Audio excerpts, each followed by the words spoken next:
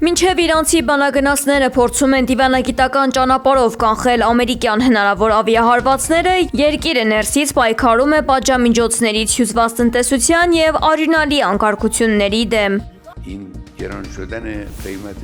Ըստ Reuters գործակալության, Իրանի հոգևոր առաջնորդ Ալի Խամենեին այսօր կանգնած է իր 36-ամյա կառավարման ամենալուրջ մարտահրավերի առջև։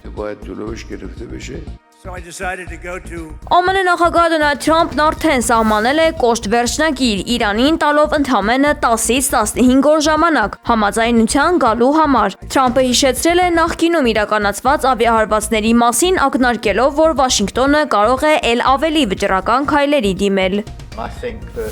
Այս լարվածության ֆոնին լուրջ անհամաձայնություն է առաջացել Վաշինգտոնի և Լոնդոնի միջև։ Մեծ Բրիտանիայի վարչապետ Քիր Սթարմերը պաշտոնապես մերժել է ամերիկյան կողմին, թույլ չտալով օգտագործել բրիտանական ռազմաբազաները Իրանին հարվածելու համար։ Ըստ գործող համաձայնագրերի, այդ տարածքները երրորդ երկրների դեմ օգտագործելու համար անհրաժեշտ է Լոնդոնի համաձայնությունը։ Բրիտանիայի այս դիրքորոշումը զայրացրել է Թրամփին։ Ի պատասխան սպառնալիքների, Թեհրանը հայտարարել է, որ չի ցանկանում պատերազմ սկսել, սակայն պատրաստ է վճռական հարված տալ ցանկացած ռազմական ագրեսիայի դեպքում։